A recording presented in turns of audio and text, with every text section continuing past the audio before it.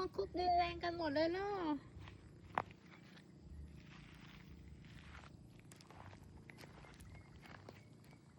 ใจคอจะอยู่กันแบบสะอาดไม่ได้เลยเหรอไปดูของขวัญเป็นตัวอย่างนู้นอนเรียบร้อยอยู่ในบ้านนู้นไม่ออกมาสกปรกแบบสกปรก